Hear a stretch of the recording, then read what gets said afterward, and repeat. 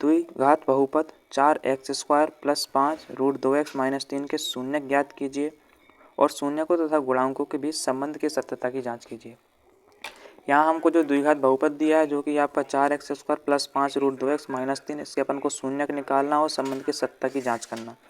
तो इसे अपन हल करेंगे तो लिखेंगे, पहले अपन जो इसको क्या करेंगे, इसके जो व्यापक रूप होता है उससे अपन तुलना कराएंगे। तो लिखेंगे द्विघात बहुपद 4x² plus 5 root 2x minus 3 की तुलना ax² plus bx plus c से कराने पर हम क्या करेंगे, इस द्विघात बहुपद की तुलना इससे कराएंगे। तो आप यहाँ देखें x² का गुणांक a है, यहाँ x² का गुणांक आपका 4 है। तो यहाँ से तुलना कराने पर आपको a का मान मिल गया 4, x का गुणांक b है, यहाँ जो x का गुणांक है 5 रूट 2 है। तो यहाँ से हमने तुलना कराई तो b का मान अपन को मिल गया 5 रूट में 2। इसी प्रकार अचर पद c है आपका, c का मान यहाँ -3, तो c बराबर -3 आ जाएगा। यहाँ से हमने a b और c के मान ज्ञात कर लिए। अब a b और c के मान ज्ञात करने के बाद हम जो आपका द्विघात बहुपद दिया इसके अपन क्या करेंगे, गुणनखंडों को निकालेंगे। तो लिखेंगे 4x² 5 रूट 2x माइनस 3, इसके गुणनखंड करने के लिए हमको क्या करना होगा, यहाँ आप देखें 4 का गुणा आप 3 में करें तो 4 दिया 12, यानी कि हमको ऐसी संख्याएं चाहिए कि गुणा करने पर 12 मिल जाए और माइनस लगा यानी कि घटाने पर अपन को 5 रूट 2 मिल जाए। तो ये अपन को कैसे मिलेगा, यहाँ पर देखें यदि मैं 6 और 2 का क्या करूँ, गुणा करूँ तो मेरे को 12 मिल जाएगा, लेकिन हमको 5 रूट 2 घटाने में भी चाहिए तो यहाँ से नहीं मिल रहा। तो हम 2 को तोड़ करके लिख सकते हैं, हम 2 को लिख सकते हैं रूट 2 गुणा रूट 2 को इस प्रकार से लिख सकते हैं।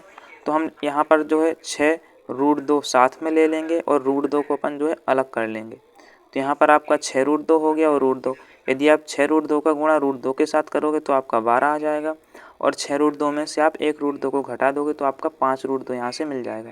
तो इस प्रकार हमें संख्याएँ मिल गई हैं।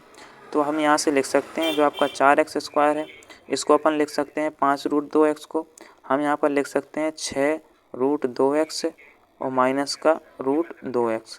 6 रूट 2x में से 1 रूट 2x घटा दोगे तो आपका 5 रूट 2x ही बचेगा, यहाँ आपका -3 है। अब हम यहाँ से क्या कॉमन लें, आप यहाँ से यदि 2 रूट 2x कॉमन ले लें, हमने यहाँ से 2 कॉमन लिया तो 2 बचेगा, उस 2 में से भी आप रूट 2 को कॉमन लोगे तो यहाँ आपका सिर्फ रूट 2 ही बचेगा और एक x को कॉमन लिया, लेकिन यहाँ x² है तो यहाँ आपका एक x बन जाएगा।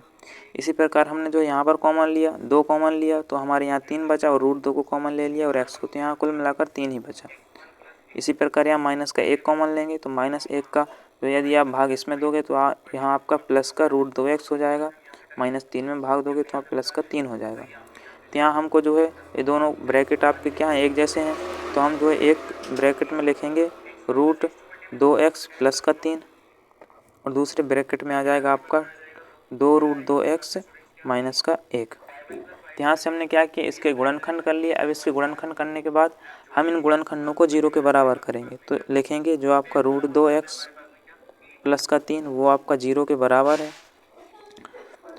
अब हम क्या करेंगे, इस 3 को उस तरफ भेज देंगे तो यहाँ आपका रूट 2x बराबर -3 आ जाएगा, यहाँ x बराबर आपका आ जाएगा -3 बटे रूट में 2।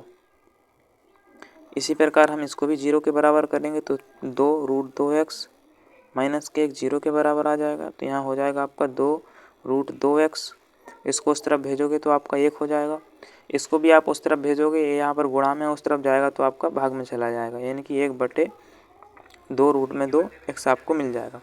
यहाँ से हमने क्या किया, इसके जो आपको शून्यक चाहिए थे शून्यक मिल गए। तो लिखेंगे बहुपद था आपका 4x² plus 5 root 2x minus 3 के शून्यक, इसके शून्यक है अपने पास है -3 बटे रूट 2 और एक आपको मिल गया यहाँ पर, एक आपको यहाँ पर मिल गया 1 बटे 2 रूट 2। हमारे यहाँ पर शून्यक मिल गए। अब हम संबंध की सत्यता की जांच करेंगे। तो संबंध के सत्यता की जांच के लिए हम यहाँ लिखेंगे संबंध के सत्यता की जांच, संबंध के सत्यता की जांच। जो हमने यहाँ पर x लिख दिया था वो आपका जो x जो गलती से लिख गया था, क्योंकि जो हमने यहाँ पर माइनस के एक को उस तरफ भेजा तो आपका प्लस का 1 हो गया। अब यहाँ x बचा, ये संख्या x के साथ गुणा में, इस संख्या को आप दूसरी तरफ भेजोगे तो आपका 1 के बटे में आ जाएगी, तो x बराबर 1/2√2 आपका यहाँ पर बचेगा। संबंध की सत्ता की जाँच के लिए हमको पहले इनके शून्यकों का योग निकालना होगा, तो लिखेंगे शून्यकों का योग। शून्य क्या है हमारे पास, शून्य के हमारे पास माइनस का 3/√2, दूसरा शून्य के 1/2√2। हम इन शून्यकों का योग करेंगे, तो शून्यकों का योग कैसे करेंगे, तो इसके लिए अपन जो क्या करते हैं, इसका एलसीएम ले लेंगे। एलसीएम लेंगे तो हमारे पास आएगा 2√2। यहाँ से आपका जो है इसका यदि भाग इसमें दोगे तो आपको √2 से √2 चला जाएगा। यहाँ आपका कितना है 2, 2 का गुणा -3 के साथ करोगे तो माइनस का 6 आ जाएगा, प्लस यहाँ आपका 1 ही आएगा, क्योंकि इसका भाग इसमें दोगे एक बार जाएगा, 1 का गुणा 1 में करोगे 1 कम 1 ही आएगा। अब यहाँ आप इसको हल करोगे, यहाँ आपका बचेगा -5/2√2। हमने शून्यकों का योग कर लिया तो आपका जो है -5/2√2 आया।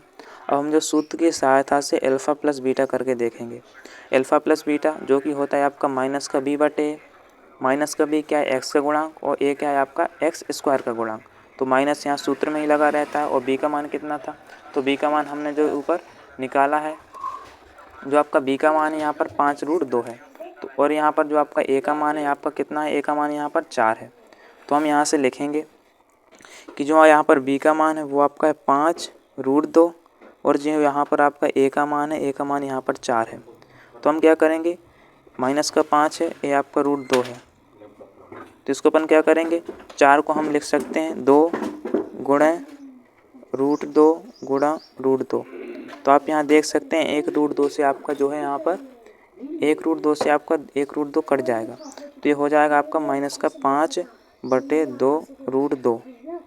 तो आप यहाँ से देख सकते हैं जो हमने शून्यकों का योग किया, यानी कि जो आपका इतना आया, और यहाँ हमने सूत्र की सहायता से देखा तो जो भी आपका इतना आया, यानी कि शून्यकों का योग करके देखा और सूत्र के द्वारा निकाला तो आपका सही है। इसी प्रकार हम जो शून्यकों का यहाँ पर गुणनफल करेंगे, तो लिखेंगे शून्यकों का गुणनफल, लिखेंगे शून्यकों का गुणनफल, शून्यकों का गुणनफल। शून्य का गुणनफल कैसे करेंगे, शून्य यहाँ पर थे आपका -3/√2, और दूसरा शून्य था अपने पास 1/2√2। इनका हम यहाँ पर गुणा करें तो आप देखें इसका गुणा इसके साथ तो -3 आएगा, और यहाँ पर आप √2 का गुणा √2 के साथ तो आपका 2 ही होगा, और 2 का गुणा 2 के साथ करोगे तो यहाँ आपका 4 हो जाएगा। शून्य का गुणनफल इतना आया आपका -3/4, और हम जो है अल्फ़ा इंटू बीटा करके देखें, यानी कि सूत्र की सहायता से जो कि होता है आपका c/a, यानी कि अचर पद यानी कि x² का गुणांक।